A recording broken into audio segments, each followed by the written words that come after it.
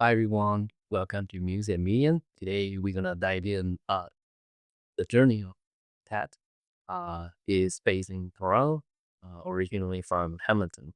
And his art is blended with surrealism and realism to create something like really amazing and impressed. And also Ted is not only a award-winning artist, his journey was profound and reshaped by his life experience. And today we're gonna dive into that. And and well, Tat, welcome to the show. Thank you. Yeah. So let's start at the beginning. Like when did you you mentioned that you start interested in art in a very early stage. Like, do you have or do you remember like what is like the moment or particular event that make you realize, oh, this is what I want to do, and this is for me, and this is I for this. Mm. Well, I've been drawing and painting since kindergarten, basically. And it got to the point where I'd be, drawing and all that kind of stuff in class a lot, usually when I was distracted. But then one day, I think it was in grade five or something, where a teacher of mine noticed that I was drawing while she was talking. And and I thought that I was going to get in trouble for it. But instead, she came over and she was kind of fascinated by what I was doing, and, um, and then she told my parents about it, and I ended up getting sort of art lessons or whatnot, and then one thing led to another.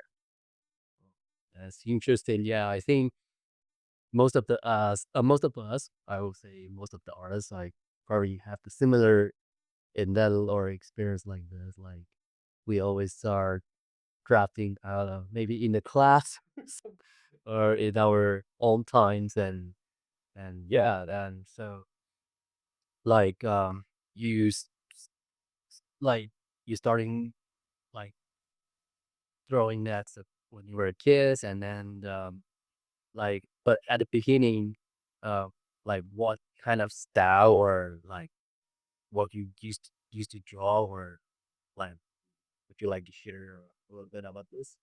Um, Generally like monsters, superheroes, spiders, weird stuff. Usually stuff with like a lot of eyes and tentacles.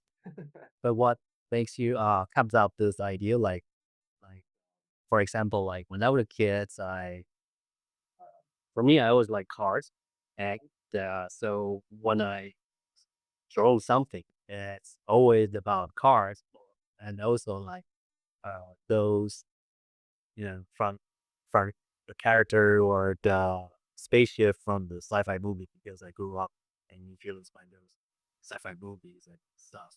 And what makes you wanna like what inspired you? Again, question. Um, well, sci-fi movies was definitely a big thing for me. Like, younger and also as an adult too. Yeah. Like, I generally like sort of stuff that leans, like, more towards, like, the bizarre. Do you have any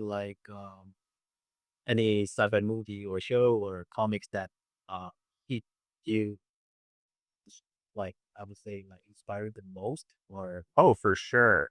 Like, I really like 2001: A Space Odyssey by Stanley Kubrick. That's one of my all-time favorites. Um, Another one is Contact with, Jodie Foster in it. yeah. Like, generally, the ones that I'm looking at are the ones that don't have aliens as, like, little green men. It's the ones where, like, the extraterrestrials are more, like, bizarre and, like, you don't really know what's going on or what they look like or, like, how powerful they are, like, what their technology is like, where it's very ambiguous. So I assume that because those sci-fi movie that you watch, and I mean like in general the sci-fi culture that inspire you to blend it with the surrealism and realism at the same time. And Yeah. that's how the ideas came from. And I'm also very much inspired by the idea of, like, mystery in a sense. So it's like the whole idea that, like, there's something out there, but we don't know exactly what it is. So I think it's like so it's not just sci-fi, it's also the whole process of like questioning what's around us, like questioning reality and all that. So that's is starting when you're early stage. You're already like questioning what is around us, and then like you're curious about like many stuff that around us. Oh, for sure. Like growing up, like I'm Jewish by birth, and growing up, like I don't know, I wasn't like super into religion or like the way that religion portrayed like God and like what's around us. Yeah. But I've always been fascinated by the idea that maybe there is something out there. Maybe there is a higher power. Maybe there are aliens. Like, like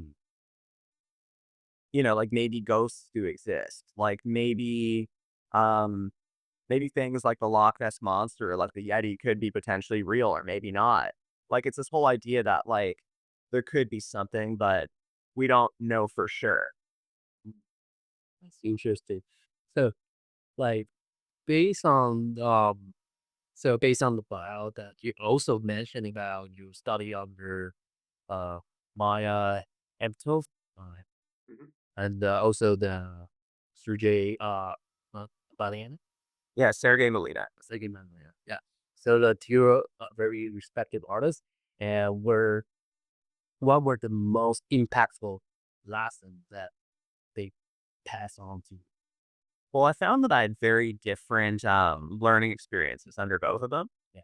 Like when I went to Maya, like she really helped me like expand my creativity and learn like different techniques of drawing and painting. And then the experience that I had under Sergey was where like he really helped me with like improving my realism and like refining like my technical skills. So there's there's a question just come on my mind. So uh like I met all artists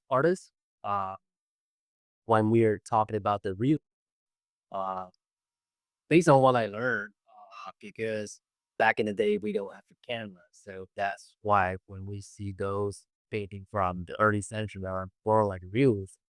And then but now we have cameras and even photography will be it's become like artwork. Sometimes it's not only for commercials. And so a lot of artists I met and they were he was like, oh, uh why we still need to do like realism styles, like since we have a camera, and then painting or making art should be something like surreal or abstract. Or what do you feels about like this in that ways?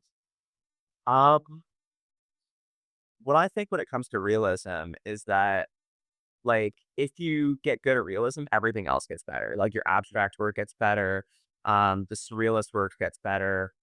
Everything gets better as a result because that idea of like working with proportions, like learning what colors make skin tone and all that is kind of like a baseline.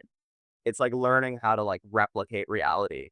But then it's like once you know the rules of how to replicate reality, it's almost like you can break reality down and like recreate reality in your own way. Like a reverse engineering? Yeah, exactly. Yeah. So it's almost like I don't know, what's like a good way to say this? It's like it's like playing God in a sense. Mm, that's interesting. Especially yesterday, I just watched the Frankenstein, the latest one on the Netflix, and then one of the things they were talking about, like bring the death to life, and then they were saying, "Oh, like the God gave us the life, and then and you died naturally, and then now you're like over the God." And so this is like it reminds me the movies I watched yesterday, but yeah, it's like the realism is like fundamental of whatever we are working on, and yes, we have to know these and to have the idea, have to jump off the box. Is that what you mean? Yeah. See. So and also like you mentioned about you graduate from the outcast and then how did your formal education to shape the artist you are today? Um, well, I think in terms of technical skills and like being good at realism and all that, like most of that I got from Sergey. Like I found that learning stuff like realism at OCAD is very hard. Mhm. But um but when it came to like expanding my creativity, like learning like different like experimental techniques, learning different ways to make like surrealism and abstraction more effective, OCAD is really good. And in terms of and also I learned Photoshop like completely from scratch at OCAD. And I learned how to do all kinds of stuff with Photoshop Yeah. that I would have never been able to learn if I tried to like teach the program myself. I think there's a painting that you were showcased at the La Brea. Uh, that one of the it's like a collage, and I remember you mentioned that was collage on the you scan and collage on the Photoshops, and then how is that process when you work on Um well actually what I did there is digital painting, which is something that they taught like in OCAD, where you can almost like create paintings inside the computer. But one thing that I would do sometimes to almost like take that technique even further is the idea of like creating a physical painting, then like taking a photograph of it, putting it into the computer, continuing to work on it, printing that out. And then sometimes I would paint on top of that and then put it back into the computer and work on it even further. So I would almost like, take like a single work through like several stages of evolution. that? Yeah, I start experimenting the same uh process or method probably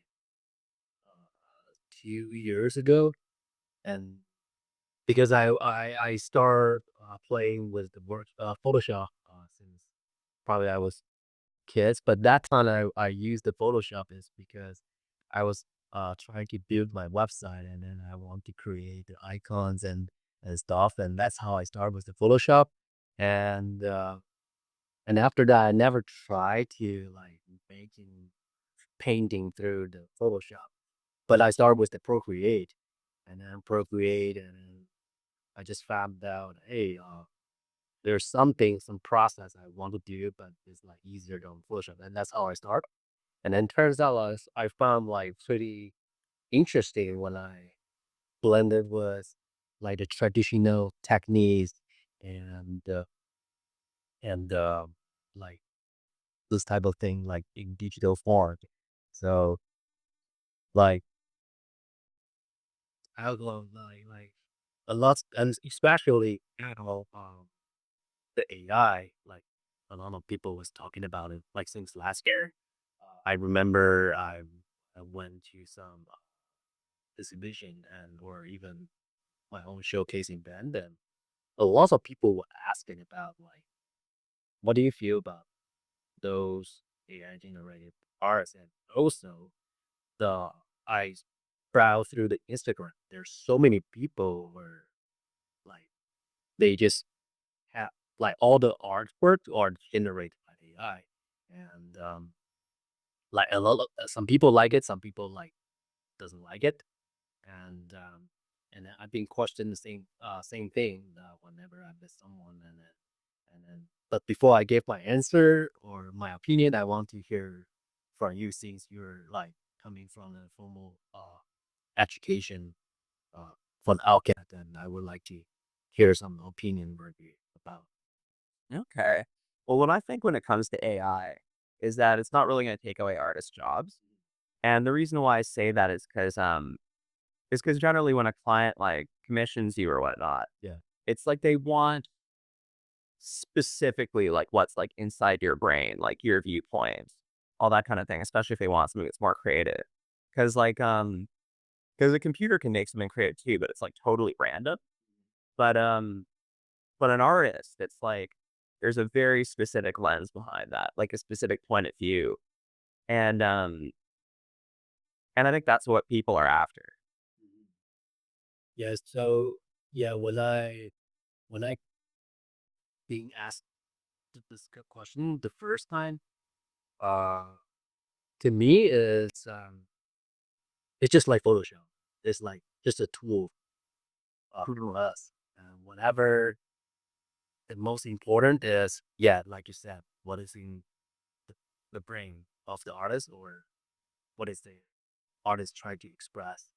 So yeah, I pretty uh like I after I got asked this question every time I just can help like whenever I met the artist and especially when they're coming from the like the background like I study in the fine arts because most of the institution they still like focus on those traditional techniques and I understand because like you said this is like something like a fundamental and then you have to know these techniques and rules and then to have the idea how to break the rules and jump out the box. Yeah. Yeah, very much so. And I think also when it comes to Photoshop versus AI, um, what's interesting there is it's like you can use AI if you want to like create something quick. But I find that with Photoshop, it's like you have like such precision and such control. It's like you can choose like what specific character you want and like what specific background and the way that you want like the specific lighting to work and like you can really like refine the effect you want. But then but then AI just kind of like randomly generates something for you. Yes. Yeah. Yeah. When because there's a like a period of time I would say probably around like 2 years ago. Yeah, 2023. I think that's the period like a lot of people will like especially out of in my experience, like most of the young generation, they always judging those AI arts or even like it's something we done it in digital, like Procreate or Photoshop. They were still like, "Oh, this is AI stuff." Because one of the experience I have is really funny because um I think yeah 2023 I and then because that time I didn't have my studio yet. I just do all my painting at my room, and it's pretty messy sometimes. And so I start work on the Procreate because, and then Procreate you can also simulate those brushes, and you can create home brushes. And sometimes it turns out like it's really crazy. And then one day, there's a kid leave the comments on my post. And it's like, oh, is this the AI generated? How come you can call it the art? And then I was like, well, at the beginning, my first thought is like, okay, I can explain it or like, like, or debate or whatever. But end up, I was like, I don't want to, start like arguments or fights, or I want to like be peace, and then so I come out like it's like okay, since I make so much jokes and then maybe I can reply in a really fun way. So because that painting is collection is I call it the Lonely Planet. It was inspired those sci-fi movie when I was kids.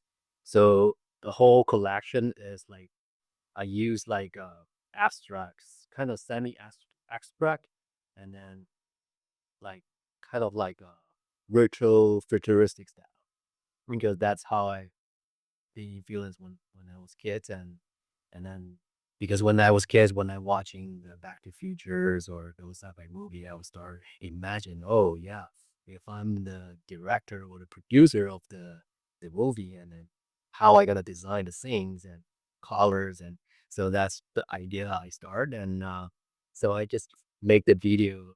I open the file from my computer in Illustrator because uh that one of the pieces dumped in the Illustrator, and I just the Illustrator the icon is AI, and then I just focus on that part and open the file and move the layers, and then the ending thing is the from the Breaking Bad, when the Hank he found the notebook at the washroom and then questioned about Walter White and Walter White is oh you got the so I just that video after and that experiences I start questioning us like, oh, why like people hate that?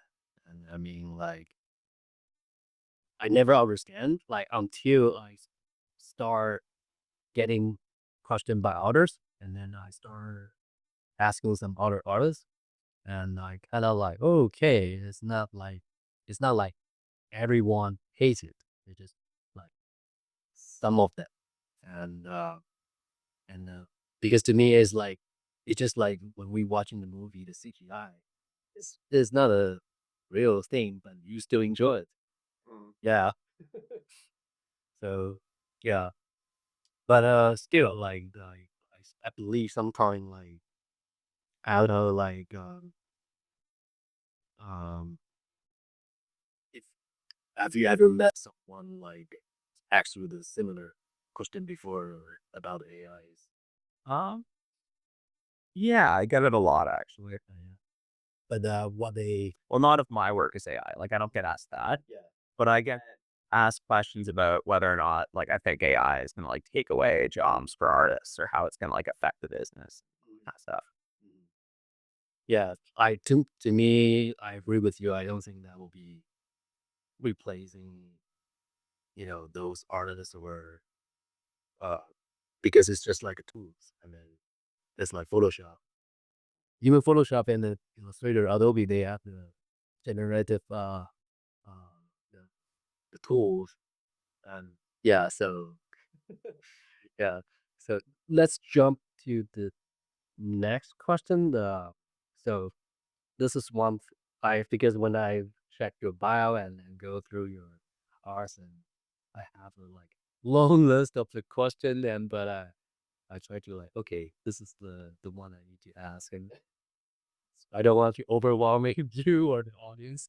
So so your work merged the surrealism and realism. It's like it's kind of like a walks through between the dream and the detail, the reality, and then you start with a clean image in your mind, or you just like lots of different elements, and then just comes like as a visual in your mind, and then you just put it them together, like how you start. I mean, how you start like out of each pieces. Usually what goes through my mind is almost like flashes of inspiration, like an idea, an image, but it's always very vague. So, the process of like bringing that spark like to life, like I think a lot of it is just like it's almost like a developing Polaroid photograph. Or I'm working on it. I'm doing Photoshop at the same time that I'm painting. Yeah. So it's like I'll do a bit on the painting, a bit on Photoshop, a bit on painting, and then at some point I get a clear idea and it just gets like sharper and sharper and sharper. So like, is there any like theme or subject matter of your work uh that you feel like return to constantly or unconstantly? Oh, I mean, is there like a theme or like motif that I keep coming back to? Yeah. Yeah, like one of them is definitely Henry Moore's The Archer because many years ago I had this like dream that I was like walking through Nathan Phillips Square and this thing like came alive almost like an alien being and like had a conversation with me. And then I started like recreating it in all my work. But I think that that dream was rooted in my reaction to 2001: A Space Odyssey because I sort of saw Henry Moore's sculpture almost like the Black Monolith from 2001: A Space Odyssey, and where it's like this thing that's like sent by like an extraterrestrial civilization that has some sort of like imbued consciousness or something, Mhm. and the Black Monolith has actually appeared in like my work a couple times too, but sometimes I'll just see something walking down the street, like a carving in a wall, and then, like, I'll play with it in Photoshop, and it'll, like, appear in a few paintings. One time, um, my landlord posted online a picture of, like, a X-ray of his, like, cataract from his, cataract surgery. Then I turned that into a UFO, and then it appeared in a bunch of my paintings. So, like, it could be anything. Like, sometimes something just, like, catches my eye in a certain way, and then I start, like, doing all serious paintings based on it. Oh, this is one of the important question I have in my mind. So in 2026, you were diagnosed with the stage 3 cancer, and this must be like a difficult chapter for in your life. Like, how did you, how did that experience like reshape the relationship with the arts? Um, I think it completely changed my relationship to art because, because I was, like, facing, like, my own mortality for the first time. And luckily, like, I found out that it wasn't, like, a type of cancer that was gonna kill me. But, but as a result, it was a wake-up call. Like, like, I had to, like, leave, like, my place in Toronto, like, go home, live with my parents, do, like, multiple sessions of chemotherapy. Like, I had to, like, give up, like, partying and, like, the typical lifestyle that I lived. So, like, naturally, I just kinda, like, threw myself into art. And, um And I was really producing a lot of that time, and then that's when I started to get a lot of commissions, and then, like, the idea came to me, like, like, maybe I can do this full time So now you're doing the working on your art as a full time, for the most part. almost. Oh, I see. Okay. So, and then you also mentioned that oil painting become a new fan love during the periods. Uh, what is what was it about the oil painting that in particular like make you feel like different in that period? Like, I mean, starting from that period or life experience. Um, well, I've got an interesting relationship to oil paint because I remember that prior to my cancer experience, I'd experimented with it a little bit, and I'd failed every single time, and I was terrified of the whole idea of working, like, wet on wet. 'Cause, acrylic is like it dries really fast, so it's like so you can quickly layer up. Mhm. I took a course in OCAD and, like, I got so close to failing and I did, like, a horrible job. So what happened after chemotherapy was I took a trip to Hawaii, and, um, and there was this incredible artist there named Patrick Ching, and I saw his work and, like, how realistic it was, how much depth it had, and it was so gorgeous. And I thought to myself, "I want to paint like that." But I don't trust anybody to teach me to paint like that except, my old art teacher, Sergey Molina. Oh, So what happened was, so following my chemotherapy, like I re-enlisted in like art classes with him. And I hadn't seen him in like several years because I was too busy working and, you know, doing my OCAD classes as I was passing university. So I started doing classes with him and then he taught me how to oil paint properly, and I found out that the technique is actually it's not that hard, it's a lot easier than acrylic.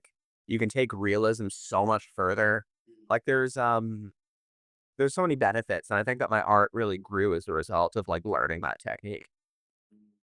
yeah. And I remembered I I think because I now like my background is like mostly in fashion design, textile engineering. So even when I study fashion design, we do like illustration with the markers and watercolors and different like that's the probably the only uh art class that I have when I was in studying fashion design. But before that, I was like just as a hobby, then played it around, then and then and then when I was kids, I start just with the pencil.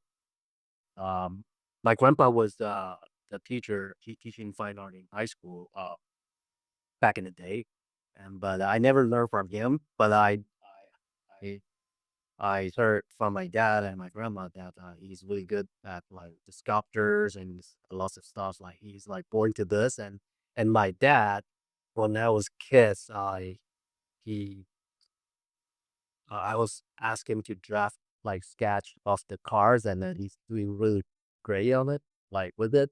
So that's how I started like pencil sketching and color pencil, and then that's how I started. And then After that, I started with the marker, but I only really like the marker.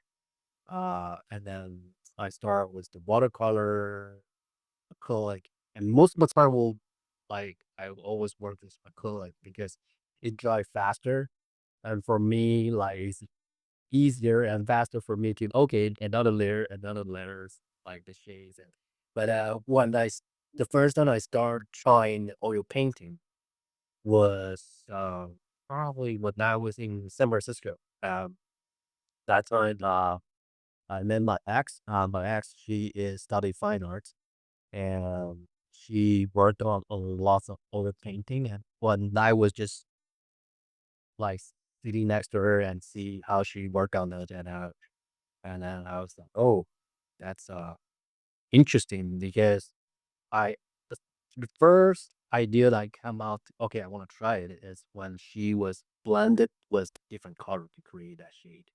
I was like, oh yeah, before you tried it out and then you can blend the color like really like looks like so natural and so like that was the time impressed me about okay, oil painting. I gonna try it one day and but the only thing that bothered me is like it takes time to dry. And then yeah, I but overall I yeah, the oil painting I agreed like this is like this like feels like something. And and also there's a really funny story. Uh I think was last year. I went back oh last year. Anyway, I went back home like last year or early this year, I forget. Anyway, and to miss this is my parents and the good thing the funny thing is like we have exhibition that time when I went back is the Van Gogh and when I was kids I I'm a big fan of Van Gogh like even now because my mom is the person who introduced me Van Gogh and his work and then I remember the first painting like a replica painting I have in my room is the room for the bedroom from the Van Gogh because I remember that time is my mom pointed and said hey that the room just how the bed and the table placement is like really exactly like a room and then so she started talking about oh the Van Gogh and that's and then and then after that started night and so I went to the exhibition and I was asking my mom hey let's go together but she was so busy that time and then so after I went there early morning uh, like it's really impressed and to see the different period of his work like because I never seen him like doing like those charcoals and those sketch before, like in person and then so I took some picture. Even my mom, she went to Amsterdam and she saw some of his work already, but there's some work that showcase there. She never saw it before, so I took some picture for her and then while she was browsing my phone and slide and then she saw oh there's a picture of the coffee cup and that was the coffee cup I just took the photos like a few minutes ago before I show her the Van Gogh's painting because we went to the afternoon tea and then my mom said oh is this from Van Gogh? I said, well, I did never seen this work before. I said, Mom, that's the picture I took earlier. We were just sitting here. And then after that, I just gave me the idea. It's like because um my journey I would say is like starting like being influenced by my families and my mom is the person who uh told me about back golf and then so and then I just decide okay I'm gonna make a painting to memorize this moments because when I told my mom, "Oh, that's the coffee cup," like I just took the picture like a few minutes ago, and then she laughed so hard, and I never think she's happy like that. So I just decided, okay, I'm gonna paint that coffee cups, and then but was like kind of like a uh like follow the style like the Van Gogh, the Starry Nights, and then with the oil paint, and and then no, that's that pieces is like I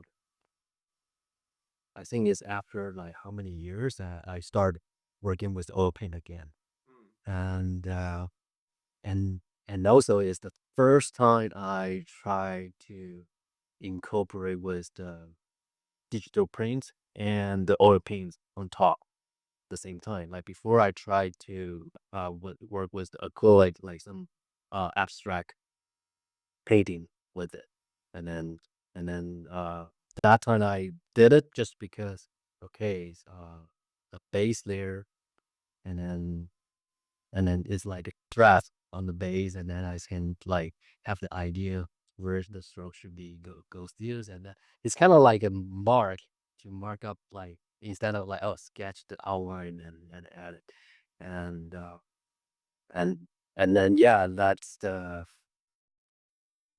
like when I start the oil painting uh again, then and then it just kind of feels like okay, I feels like I got back the time uh like when I was a kid, and also when the time the first time I saw how oil painting can be done, like blending with the colors. Mm. Yeah, and because because the first pieces I did with oil painting is somehow like a portrait, but it's like kind of like yeah, I will show you the one I did like later. And then so I never use oil painting to draw like some paint some object. And then when I and then also the style is trying to resembling the Van Goghs or like the Starry Nights or those famous pieces like that period. And then so it's like, oh, um,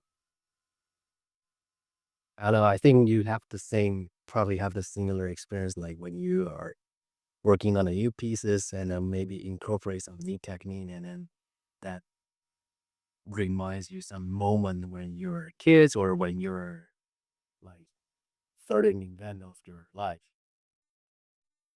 Well, what's interesting about oil paint, and I think one of the reasons why I struggled with it a lot in the past, is because acrylic dries so quickly, Yeah. um, it's like you paint with it a lot thicker than you do with oil. And, like, what I started to realize when I switched over from acrylic to oil is that in order to do realism in oil, you actually have to paint very, very, very thin. Mhm. Like, you're supposed to just put down, like, a tiny little bit and then, like, stretch it over a large area, which you can't really do with acrylic paint because since acrylic dries so quickly, if you put down a tiny bit and stretch it, it just kinda stipples out and you only get, like, a tiny little bit. But with oil, you can take a tiny little bit and stretch it, and in that way, since it's such a thin layer, you can easily paint over it if you need to, or you can, like, blend it very easily. So it's almost like the real trick with oil is just using a lot less paint. So the way that, like, Van Gogh and the Group of Seven, like, the way that they paint with oil is actually quite different from the way that you're supposed to do it with, if you're doing something highly real, because they just, like, layer it on and you see, like, big chunks. Yeah, when went to the Van Gogh's exhibition, and like like because before I never seen in person, and I've been heard about like people were saying, oh, he was so poor that time, but he like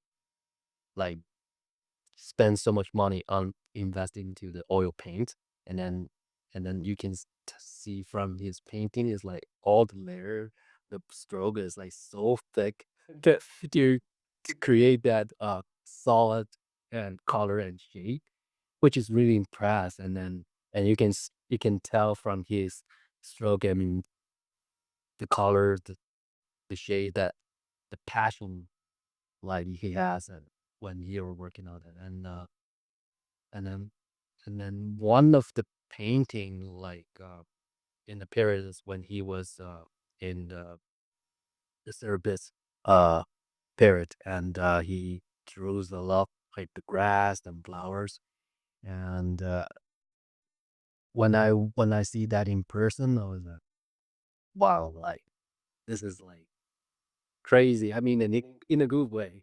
And I was like, wow, like, and then after that, I came back to Canada at Toronto, and I start to try okay, because the same thing. And I when I do oil painting, I try to make it like thing or add the thing or two when I work on it, and then I was like, okay, maybe I can try like the same way, like pretty sick artist stroke, and then it turns out like I don't know, like the first experience doesn't turns out well, but the second will be the coffee cup that I made for my mom.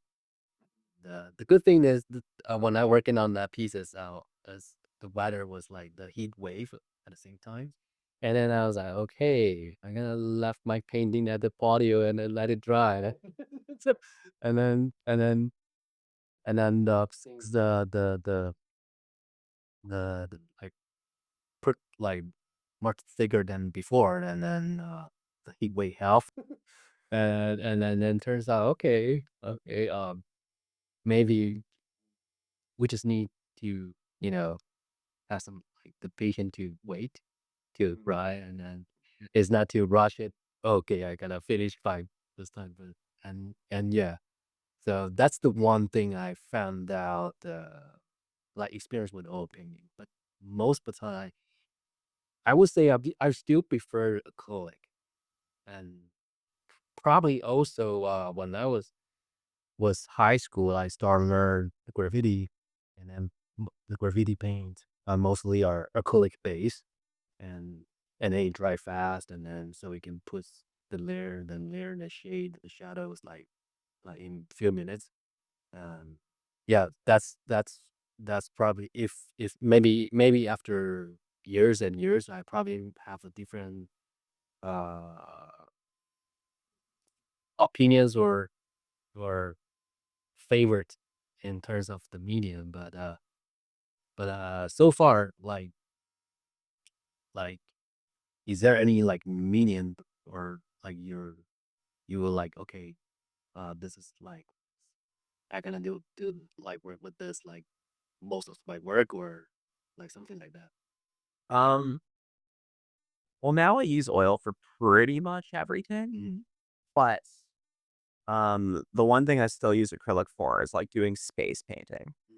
Because when you're painting like nebulas, um, having like your paint being able to dry and like stipple out and all that is like very useful, like for creating like gases and like stars and all that kind of stuff. Yeah, that makes sense. I think that's probably why I prefer the acrylic now, because another reason I prefer acrylic because most of my paintings are like yeah, you can tell like these are like influenced by those sci-fi movies, especially Star Wars. Uh, I have a collection. Uh, that's the first collection I incorporate was the glowing dark paint, and I always like those neon colors because like those sci-fi movies, and especially the Blade Runner, one of my favorite sci-fi movie, and the painting was like there are three pieces in one collection, and they are like three different soldiers from different units, and but they all shared in the same dot. So from the painting, it's like the whole thing is like abstract, and also that's the first time I experiment with the abstract, because the time I started was the abstract because uh I want to try something new, and also like to use the abstract style to resembling the chaos of the war, and and so there's like three different soldiers, and then they share the same dot, like oh when the war gonna be end and when they can go back home and see their families, and when you turn off the light, some parts of the paint will glow in dark, and that comes out like okay, even we living in the dark and living in this chaos, but there's still a light or still a hope guiding us. And then turns out that that piece is become so popular compared to my other pieces. And and then I and it, whenever I work on my painting, I always like to put some elements that like kind of like my symbols or something represent myself.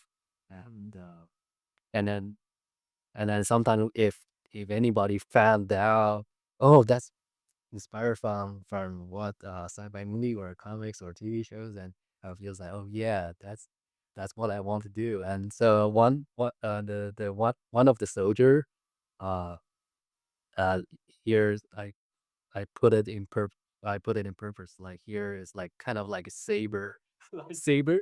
And then so when you turn off and I hear it will glow, and then I remember the first time I showcased that collection, and then one of the au- the audience there was that, hey, that looks like a lightsaber, and that is that inspired from the Star Wars? And I said, yeah, I'm a big fan of Star Wars, and then after that we just start talking about Star Wars, and that uh and that makes me feels like, oh yeah, like uh you connect people from from whatever you work on, like what you create is kind of like it's just like a motivation. Yeah. Hmm. So like I believe you also have some experience like that, like people connect with you because of your work, like some story, maybe their life experience, and yeah.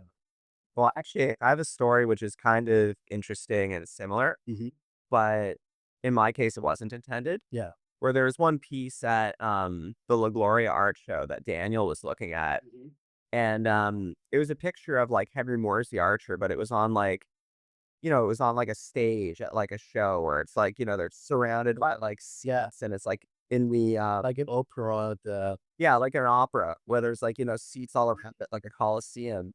And when Daniel was looking at it, he said that it actually reminds him of a scene from either like Doom or Wolfenstein where you're like fighting like a final boss at the end. And and I remember that scene like because I used to play like Wolfenstein, like Doom and whatnot. yeah. So I remember when like the final boss comes at you, and I wasn't like deliberately creating that, Yeah. but I could see it when he was talking about it. Yeah, yeah, now you mentioned about the dooms, and I was like, "Okay, yeah, that really looks like that." But at the beginning when I saw that pieces, like, the first thing reminds me is the movie The Fifth Elements, Oh, that's interesting. because there's a scene is they are in at the theater, and then there's the alien ladies, and there's do the performance on stage. That's the first thing that reminds me. And also like the fifth element is also my one of my favorite sci-fi movie. And I remember when I was studying my fashion design, and one for each project we have to create a mood board, and then we have to pick the scene. And and one of the project I I start I just want to uh take inspiration from those sci-fi movie I like since I was kids, and then I like kind of like quash, like I scanned it, I copied it in the black and white form, like from like the magazine, and from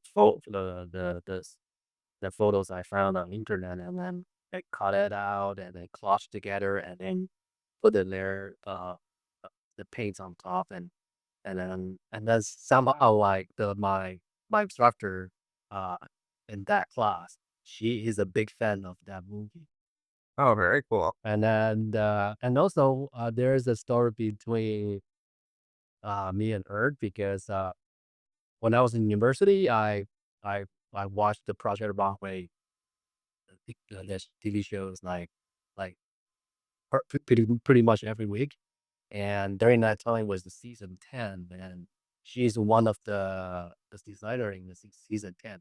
And then I like took so many years after like to start my MFA degree because I was busy with work and then the first when the first semester and then they have the schedule and I saw the class on Monday or on the first day and was the name I was like, wait a minute, this name's like sounds familiar and then when she walked into the classroom, I was like, no way.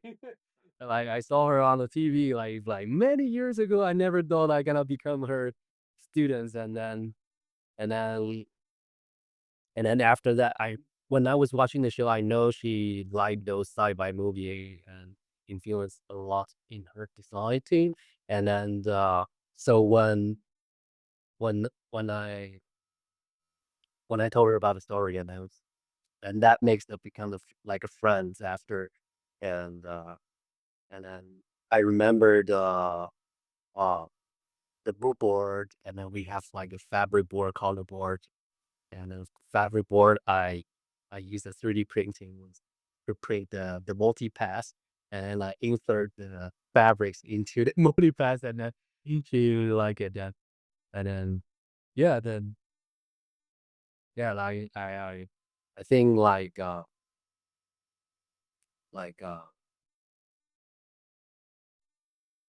okay, we bring back the topic. So yeah, like what I'm trying to say is like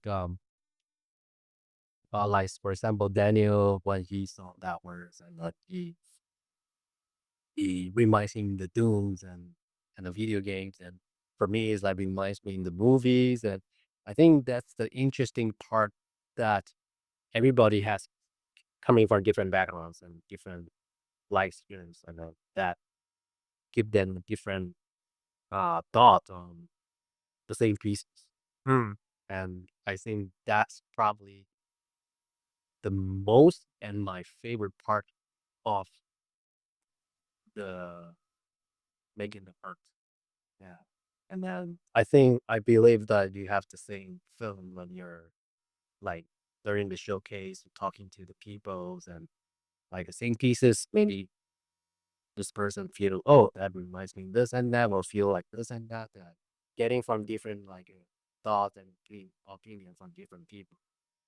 Yeah, very much so. And also in my opinion, I think it, like my work Mhm. never really has a direct interpretation. Like that's one thing that I like about like surrealism and abstraction is that like the interpretation is not necessarily like a direct thing. Like it's not like it's not like, you know, as if I was like an activist artist and I'm like doing like a piece that's you know, about a specific cause or my viewpoints on the cause. Like I don't really do stuff like that so much. Like for me it's just more like I do something that's kind of bizarre and I don't even really know the interpretation myself. It's just something that I see that I think is like interesting or weird. And then like 10 people will look at it and they all think different things. And Yeah. that's that's part of like the huge joy of painting for me Mhm. is is seeing all the different ways that people can interpret my work. Speaking about like like about this topic and so was there any like specific pieces or like a series that you create during the treatment field, especially like a like significant and and then and then also when like people the audience saw that pieces they can they can like kind of like connect that what uh inspire you what because of this experience or is there any like pieces that you have this Yeah, there is. Like I remember that while I was going through chemotherapy, Mm, like I saw this picture, I think it was in like the Hamilton Spectator of this snowy owl, and then it had its like wings like outstretched. mm, Like the photographer caught it at kind of like the perfect moment. mm, and I really wanted to paint it. Like, I got, like, a big canvas, and I started, and, um and then I remember that, like, the director of this art gallery named Christian Aldo, he, like, does shows at the Super Wonder Gallery. He called me up, and he wanted me to participate in his show. Um, he does, like, theme shows at this gallery called Super Wonder, and, um and I called him back, and I told him that, like, I didn't wanna participate in the show because I was going through, like, cancer and stuff, and, like, I was already working on a painting. I had my own shit to deal with. But he gave me some, like, big inspirational, like, talk, and then I was like and by the end of the talk, it's like I really wanted to participate in the show, but I'd already started work on, like, a painting that was gonna take me a lot of time, right? So I just thought to myself, like, "Okay, how can I, like, fit this particular painting into the show?" The painting was, like, superheroes and super villains based. So I thought, "Okay, like an owl that's wings outstretched. It's almost like a superhero with a cape." So, and then I thought about this comic book. It's called, like, Batman and the Court of Owls or whatnot. So I thought, like, how can I make this painting kinda like that? So I gave the owl, like, a third eye. I put, like, a superhero mask on it and, like, an insignia. I gave it, like, a space background. And, um and yeah, it turned out being, like, one of, like, my personal favorite paintings and also, like, one of my clients' favorite paintings too. Because like, many people that look at it also say that it's, like, their favorite out of my collection. Mm, that must be like moving moment for you, or like, when the audience react that way. Yeah, Oh, very much so. yeah. So, and also we've been talking about like your experience in terms of like a different life events, and also how you uh experiment like different style or techniques. And so let's talk a little bit about the process. Like, I mean, your process is mean like, what is the typical day in the studio looks like for you? Um, it's an extension of my morning routine. Mhm. Basically what I'll do is I'll get up in the morning, I'll, like, brush my teeth, I'll shower, set up my palette, eat, and then start.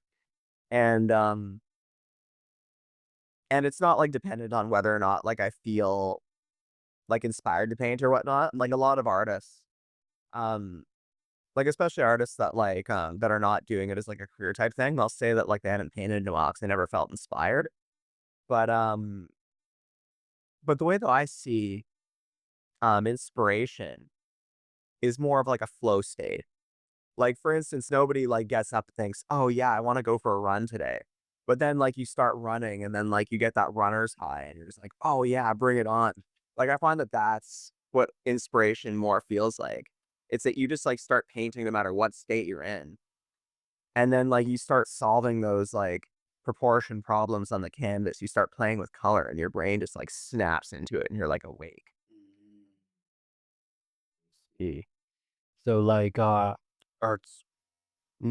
like, so are you someone like to striving like quiet environments, or like, or you like, for example, for me, I always like to play some certain of the music like in different genre to when I'm working on like different collection, or like, I mean, like, for example, like if I like, because when I start working on any pieces, like I my process is like I have a notebook, and will write it down, or like a draft, like this is the inspiration I have, like, because sometimes inspiration just hit it in, out of nowhere, and on the cars or whenever, and then I would just somehow like pick one of them, and some like one of them that is like, okay,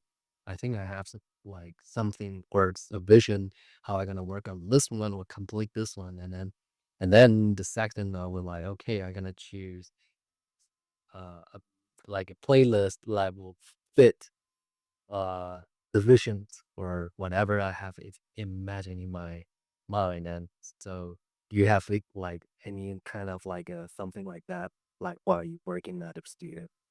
Um, it depends what phase I am in the painting. Like, what I find is that with, like, realistic oil painting, there's, like, 2 phases. Yeah. There's, like, sort of the drawing phase, and there's the blending phase. So the drawing phase is when I'm, like, mapping out the proportions and figuring out, like, the mathematical problems I have to solve on the canvas. And the blending phase is, like, at the end of, like, 3 to 5 hours where I just, like, blend everything together. And, what I find is while I'm, like, drawing and, like, working with proportions and all that, um, I generally can't listen to music because it's too distracting. Oh, In fact, if I'm working on a very, very, very difficult painting, sometimes I can't even drink caffeine. Like, if I drink caffeinated tea, it'll make my hands shake. uh, And then, like, I'm more likely to screw up. Like, right now, for instance, I'm working on a painting where I've gotta paint, like, a highly detailed, red-tailed hawk, and it's only, like, this big. mhm. Like, it's very tiny, so, like, I can't be off by even, like, a couple millimeters. So if I drink any caffeine, it's like my hand shakes too much. So during, like, that phase where I'm trying to get small detail and proportions, I can't listen to anything. I do it in total silence. But then at the end of 3 to 5 hours, my brain is, like, exhausted and I wanna stop painting, but I know that I need to blend everything together and get rid of all those hard edges. So what I do is I turn on some music, usually something without lyrics, like, like some, like, symphonic orchestra or classical. But recently, like, since I'm trying to learn Spanish, sometimes I'll do, like, I'll put on, like, a song with, like, Spanish lyrics or something. Mhm. So it's almost like the Spanish is getting into my mind, even though I'm not, like, consciously paying attention to what's being said, and I'll just almost, like, zone out, let the music, like, kind of sync up with my flow state, and then, like, I'll blend everything together. Like, at that point, the music really helps me because I'm at the point where I'm, like, too tired to continue painting, and I don't want to, but I know I need to blend. So the music helps me, like, go back into a state where I'm just like, "Okay, I can do this for another, like, hour or so." And then, like, I just relax and I get into it. Interesting. So, when you like working on like a commission work, so how do you balance the a client's vision and also your own like artistic instincts? Well, this is kind of the way that I see it. Uh, like, I love working on surrealism, that's, like, the reason why I got into art, and I wanna create, like, awesome, like, dream-like, bizarre stuff that, like, people stare at and they're like, "What the hell is that?" But the better that I get at realism, the better that work becomes too. And, it takes, like, 10,000 hours plus to, like, learn a skill, right? Mhm. So for me, like, with, doing, like, very detailed realism, like, I can do it, like, I can replicate a photograph, but it's still very hard to me, it still takes a very long time. Um, it's not like I do it, like, with my eyes closed, like, it takes a lot of concentration, it's very difficult. So, so just, like, learning that skill set and getting better at that skill set and improving that, um, is extremely exciting for me. Like, taking it from conscious competence to unconscious competence. So, so if I have to, like, replicate a portrait, I, I just love growing in that way and, like, getting better at it. And, and also on top of that, I'd probably say that I just love painting so much that it almost doesn't even matter when I'm painting. Like, I just love, playing with color, like, getting proportions, um, seeing something that starts off as, like, a white canvas go all the way to, like, super sharp and highly detailed. So, yeah, it's just the whole process is just incredible for me no matter what I'm doing. So like uh, uh, um so do you have any like I would say like experience that between your client, like for example, like because one thing I've been experienced is like sometimes they have their own vision, but it's so hard to describe in words, and also like since we all come from different background, different experiences, so sometimes we'll like we have like something like for me, I sometimes I will have a hard time to get okay, what you like, ex- like in what's your imagination exactly, like yeah, because to for me it's I whenever like someone come to me for the commission, like I was that ask, okay, uh, like where did you see my work, and then makes you decide, okay, you want to make a commission and which pieces, so I can try to get it. Okay, this is probably what they want, or like, do you have any like kind of like a similar experience like this when you are working with the client? Yeah, very much so. Like I've got um 2 versions of the painting I'm working on. I've got like the reference and the actual painting. And to make sure I'm absolutely on board with that person, I usually do a Photoshop mock-up first. Mhm. And then I show them the mock-up in Photoshop. And then if they approve that, I start the painting. But if it's a painting that's more abstract or I have room to grow, what I'll almost do is like as I'm painting it, I'll continue working on the Photoshop mock-up. And then I'll show them changes that I want to make on the Photoshop as I'm working on it. So I'll be like showing the client as the painting develops, like rough images of the painting, and then also the Photoshop itself as the Photoshop is developing. So it's almost like I've got 2 different pieces simultaneously developing, the painting and then the digital reference. And then many times, like the digital reference, by the time I'm done, becomes so interesting that it's a separate piece on its own. Wow, that's a really helpful tip. So I don't know, like I never thought about this, like to like have a mock up and then on the physical painting at the same time. Like, yeah, I think like this is really helpful for I would say like I love to a lot of artists when they get commission work because I never thought about this before. For me, it's like I always like okay, uh, I don't know, I cannot find a reason or why I never thought about this. Yeah, probably I just too focused on uh to okay, I need to like put all my attention to the physical pieces that we're working on or whatever. But yeah, this is probably the the best idea I got so far. Well, thank you. Yeah.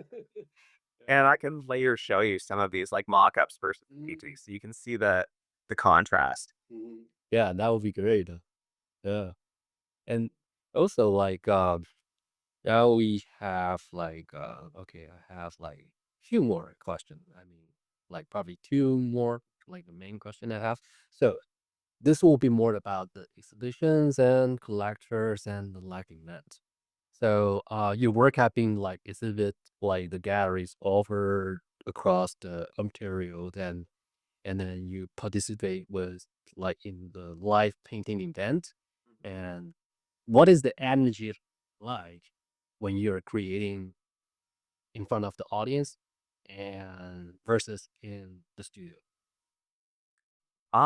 It's very different because the thing is that when I'm creating like a commission in the studio, I know that I have like a lot of time to work, like Yeah. usually at least a month.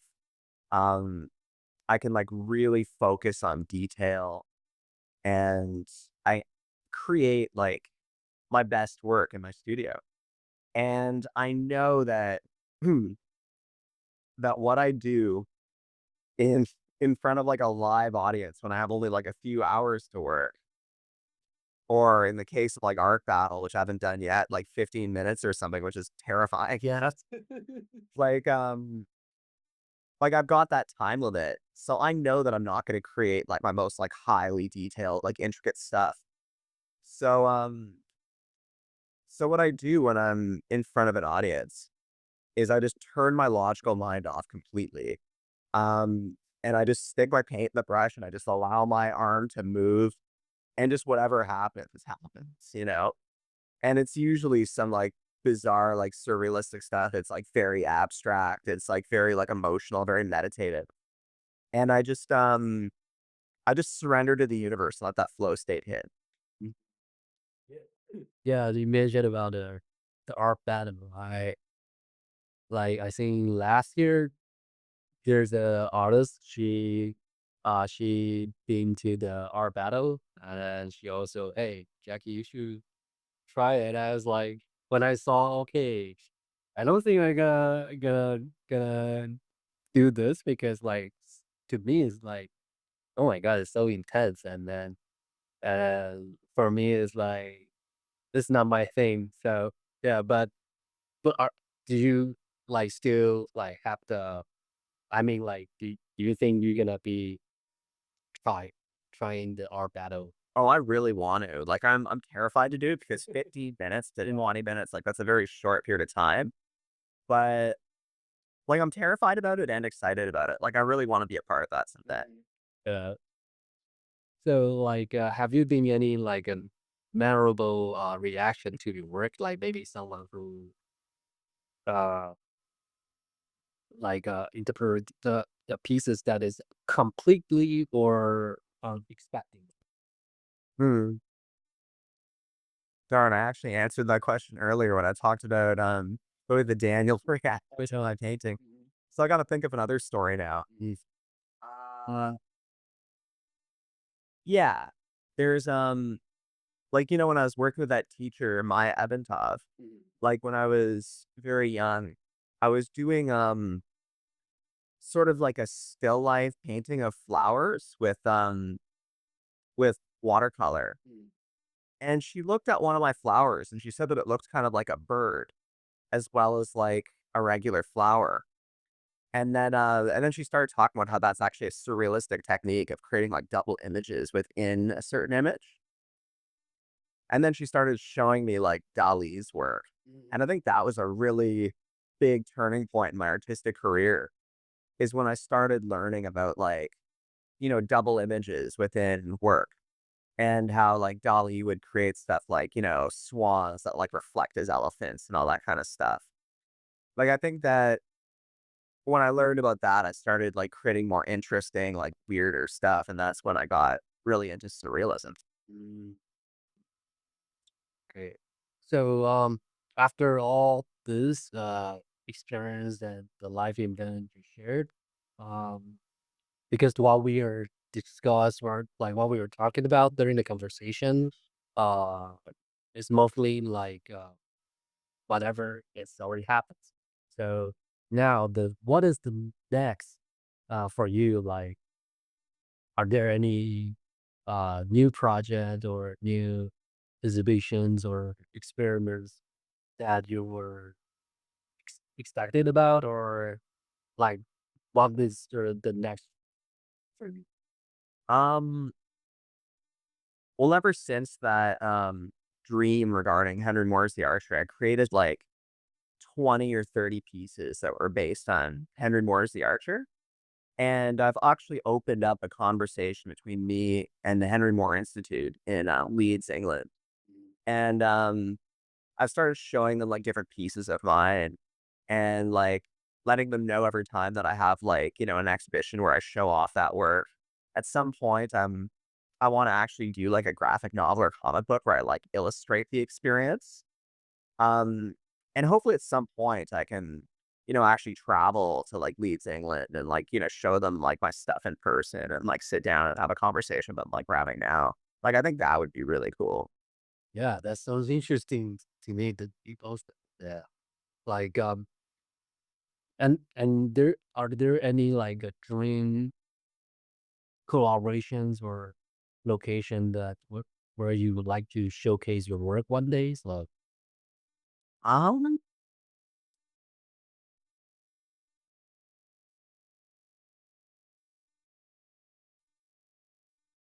I don't know. Other than Leeds, England, nothing is really coming to mind. Mhm.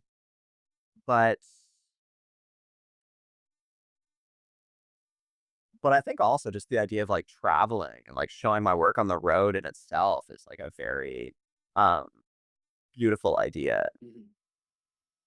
See. So like how and how can your listeners stay connect with your work or commission? You I don't know. You have the Instagram. Do you have any other channel that the people can check out more of your works? Or Instagram and Facebook is like pretty much the best way if someone just reaches out to me through like private message and like we exchange phone numbers and all that kind of stuff. Mhm. Oh, actually, I remember you were talking about dream collaborations and stuff. Yeah, yeah. So I thought to myself, if I ever was to like collaborate on a painting with another artist, Mhm. like if I ever got a chance to like meet Jim Carrey and then like collaborate on a painting with Yeah. him, I think that would be super cool. Mhm. So I remember he said at some point that although he went into acting, Yeah. he was actually always a painter and he considers himself a painter first, but just comedy and acting is what he like managed to almost like get into. Yeah. So and his work is like very highly surrealistic too and like has to do with like space and like other dimensions and all that kind of stuff. So I don't know. I think that if I ever had a chance to like meet him and have like a conversation with him and like even paint with him, it'd be really cool. Wow. Yeah, it's like yeah, and I when I was kids I watched a lot of his movies and then also like in like when like most of the people will like when we talk about Jim Carrey, like, it's just like, oh, the comedian, but actually he's really a talent actor. Yeah, I saw some of like one of his horror movie. I forget the name of it, but like I was impressed because that was something like I never thought about him. What since I would grew up with his comedy movie, and then I know he in doing painting a lot was I when he was like telling the public about his suffering with the depression, and then so he get back to painting again. And I started curious about, oh, what painting he or the style he did, like, and I found out like one of the picture I still um uh like impressed me is like he was working on a really big pieces, and then he just like used some like a hanger, like hemmed himself like the body, and then on top, and then to work on it. I forgot uh what is the pieces he's working on, but I when I saw the picture when he was in the studio, I was like he you could tell like he got the passionate and like into like the painting. I would say the same energy that he was on the screen. Mm. Yeah, that's the one thing. And also like I even like most of his movies like comedy movie, but there's uh some of them they do have like some deep meaning or thought behind it. And then from there, when I go to check his work, and then I found, yeah, and he also applied to his painting as well, and which is like impressed me. Yeah. So I can tell like why your dream collaboration will be the Jim Carrey, and the funny thing like because I'm teaching at the George Brown, and like and and teaching George Brown, I remember I, like because I always like when I was I really afraid that to standing in the front of a lot of people, and then like lecturing anything, and then so so when I'm trying to like calm myself is like making jokes. And funny thing, one of the students years ago, and then she just gave me the names like the HMG Carrion when the semester finished, when she sent the email this, because I always send the thank you letter, and then she replied, and I was like, okay, that's a big compliment. Yeah. Um, so like um if I was like say like for example, if anyone like who want to just start, or who are being into this journey for quite a bit. And then what will be the mm, like suggestions or something that you want to tell them? Like, like something will help them or yeah. Okay, if someone is like interested in exploring their creativity as an artist or something. Yes. Mm. Um, I'd say like if someone wants to get into art and they're not really and they don't have like many years of like realism behind them and they just want to like get into it, start painting. Mm. One of the good things about art is that it's very accessible in a sense. Yeah. Like I don't think that you need to be like a hardcore realist in order to start. Like it's not like learning another language where like you can't even talk unless you have like a certain amount of like experience and vocabulary and stuff. Like you can start right away. So I think that a big thing is removing labels and judgments like good versus bad and literally just like playing around with color, playing around with brushes, like just start painting and dissolve into the moment, treat it as a meditation and just let that flow state hit. And then when you're at the point where you can like paint regularly and like, paint abstract and paint surrealistic and just like enjoy painting as a meditation. Then if you want to start like learning like, realistic techniques and like building upon that, um, go ahead and do that. And that will like improve like your abstract and like surrealistic work further. But but yeah, just treat it as a meditation and don't think about whether your work is like good or not or bad or not. Like don't judge yourself at all. That's really good. Yeah. So, yeah, thank you so much for, joining me today and share your stories and like and the stunning works as well. And uh I think when we publish this video, this episode, like probably I think yeah, your work is gonna be still at the Lavroya. So, if you want to check out his work and also see in person, I will put the information at the description on the YouTube, and also you can go check it out. His Instagram is TED Nisker. Um, so so you can see his work and also like accompanying event or yeah, and then or maybe you can drop him a message to make some commission work. Keep you busy. Yeah. And then, yeah. So, thank you again. And until the next time, and I'm Jackie, and this is Ted. And thanks for joining us. And we will see you again. Bye.